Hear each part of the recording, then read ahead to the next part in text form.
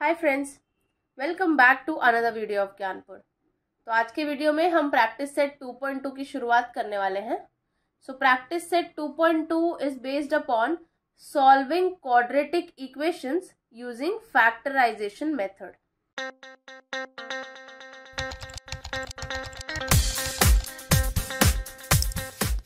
तो मैं क्या करूंगी कि मैं वन बाय वन सम्स के थ्रू जाते जाऊंगी and you will understand factorisation method. मैं अलग से फैक्टराइजेशन मेथड नहीं बता रही हूँ, सम्स करवाते जाऊंगी, आपको फैक्टराइजेशन मेथड आते जाएगा।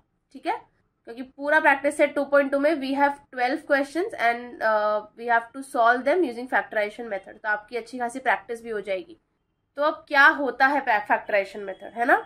आपके पास सामने ये क्वाड्रेटिक इक्वेशन दी गई है, आपको सॉल्व करके x के वैल्यूज निकालने हैं, मतलब कि इस क्वाड्रेटिक इक्वेशन के रूट्स निकालने हैं। सबसे पहले तो आपको क्या करना है, कोई भी क्वाड्रेटिक इक्वेशन है ना, यहाँ पे देखिए, यहाँ पे ये proper ax² plus bx plus c के फॉर्म में है ना। ax² plus bx plus c के फॉर्म में है। इन केस वो नहीं है तो सबसे पहले उसको इस फॉर्म में लेके आइए। अब लेके आने के बाद आपको क्या करना है, आपको देखना है कि x² का कोएफिशिएंट क्या है। तो मैं यहाँ देख पा रही हूँ कि x² का कोएफिशिएंट 1 है। 1 है तो कोई दिक्कत की बात नहीं है। 1 के अलावा कोई और होगा तो उसके लिए क्या करना है, वो जब आएगा तब मैं बताऊंगी। लेकिन फिलहाल के लिए x² का कोएफिशिएंट कुछ भी नहीं है, तो बस ये लास्ट वाला जो c का वैल्यू है ना, आप उसको देखिए। c का वैल्यू क्या है, 54, राइट। तो हम यहाँ पे लिखेंगे 54। अब हमको एक ऐसा नंबर ढूंढना है, एक्चुअली दो ऐसे नंबर ढूंढने हैं जिनको मल्टीप्लाई करने पे हमें 54 मिले एंड ऐड या सब्ट्रैक्ट करने पे हमको -15 मिलना चाहिए। ओके, तो सबसे पहले वही फाइंड आउट करते हैं कि कौन से दो नंबर्स हैं जिनको मल्टीप्लाई करने 54 आता है। अगर आप 9 का टेबल पढ़ते हैं तो 9 6 जा 54 या 6 9 जा 54 आता है, राइट। तो अब पहले मुझे देखना पड़ेगा कि ये पहली कंडीशन तो सेटिस्फाई कर रहा है, मतलब मल्टीप्लाई करने 54 आ रहा है, लेकिन क्या ऐड और सब्ट्रैक्ट करने में -15 आ रहा है। तो चेक कर लेते हैं। 6 + 9 क्या आएगा हमको, 15, राइट। तो अगर मैं 9 का साइन माइनस कर दूं और 6 का साइन माइनस कर दूं तो माइनस माइनस प्लस हो जाएगा, तो -15 आ सकता है मुझे, बड़े नंबर का साइन माइनस, राइट। तो what I have to do, अगर मुझे -15 चाहिए तो मुझे -6 और -9 लेना पड़ेगा। +6 और +9 लूंगी तो +15 आएगा, मुझे चाहिए -15, राइट। और मुझे चाहिए +54 मल्टीप्लाई करने पे, तो इनको मल्टीप्लाई करने में +54 आ जाएगा ना। माइनस इंटू माइनस प्लस होता है, 6 9 जा 54 होता है। तो मेरी दोनों कंडीशन सेटिस्फाई हो रही है अगर मैं -6 और -9 फैक्टर्स को ले रही हूँ मेरे। आई होप आपको ये चीज समझ में आई कि आप नंबर्स तो निकाल लेंगे लेकिन फिर साइन में आपको इश्यू नहीं आनी चाहिए, तो इसलिए साइन वाला पार्ट भी आपको अच्छे से समझ में आना चाहिए। तो हमको दो फैक्टर्स मिल चुके हैं, -6 एंड -9। अब इन फैक्टर्स को इसमें सब्स्टिट्यूट कैसे करना है वो देखते हैं। तो यहाँ पे वी हैव x², इसको एज इट इज लिखना है। -15x है ना, उसकी जगह पे आपको ये फैक्टर्स लिखना है, -6x -9x, जो भी आपके फैक्टर्स है विद साइन आपको वो लिखना है। बस एंड में उनके x जोड़ देना है, बिकॉज ये x का टर्म का क्वाड्रेटिक इक्वेशन है। अगर कोई m का या n का या कोई और वेरिएबल का क्वाड्रेटिक इक्वेशन है तो आप वो वेरिएबल जोड़ेंगे। तो -6 -9x और बाकी एंड वाला +54 भी एज इट इज। तो फर्स्ट और last term as it is, middle term को मैनिपुलेट करना है with the factors that you have just obtained. ठीक है, यहां तक डन, हमारा मोस्ट ऑफ द काम हो चुका है। अब क्या करना है, हमको ग्रुप करना है। पहले हमने फैक्टर्स निकाले, अब हमको करना है ग्रुपिज्म। तो ये फर्स्ट 2 को एक साथ लेना है, लास्ट 2 को एक साथ लेना है। अब ये फर्स्ट 2 में कॉमन क्या है, मतलब ऐसी कौन सी चीजें जो दोनों टर्म में आ रही है, तो x जो है वो दोनों टर्म में आ रहा है, राइट। तो x को हम कॉमन ले सकते हैं। x को कॉमन लिया तो अंदर क्या बचेगा, कॉमन लेना मतलब डिवाइड करना होता है। अगर आप लोग कॉमन लेने आता तो वेरी गुड, नहीं आता तो मैं बता देती हूँ।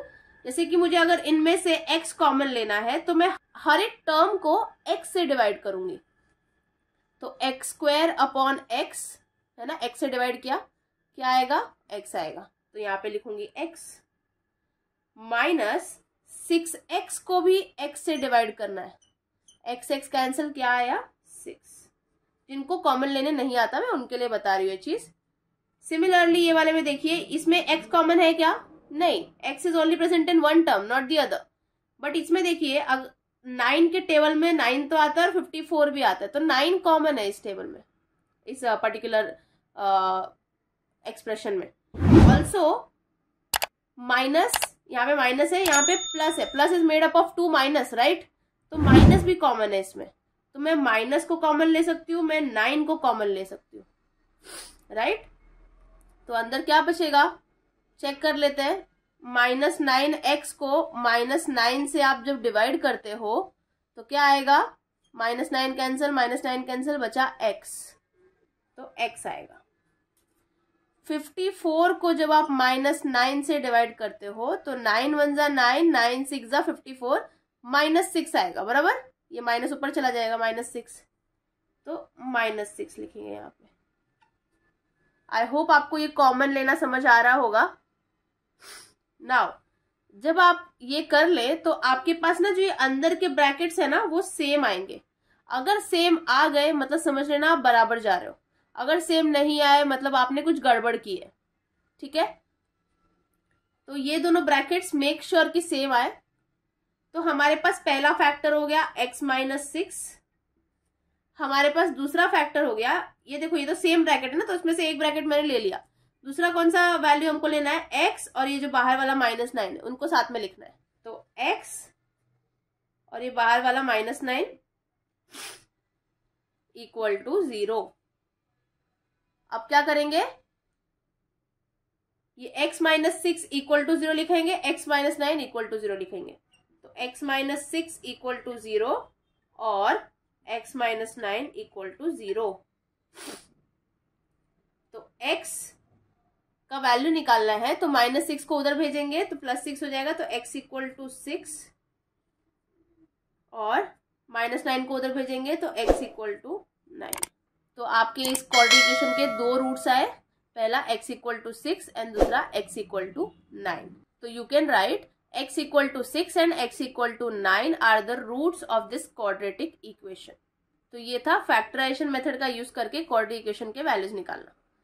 तो अभी मैंने इस पर्टिकुलर वीडियो में एक ही क्वेश्चन सॉल्व किया है। आने वाले वीडियोस में मैं सीरीज ऑफ क्वेश्चन सॉल्व करूंगी, प्रैक्टिस सेट 2.2 के ही। So it was explanation video, इसलिए मैं थोड़ा अच्छे से एक्सप्लेन करने के लिए I have took time for one question. आगे वाले वीडियोस में हम थोड़ा और स्पीड से करेंगे और ज्यादा क्वेश्चंस कवर करेंगे। तो आई होप आपको ये वीडियो समझ में आया होगा। अगर आपको कोई भी क्वेरी है तो आप कमेंट सेक्शन में कमेंट करके पूछ सकते हैं। अगर आपको मेरा ये वीडियो अच्छा लगा so do not forget to like, share and subscribe to my channel. Thank you so much.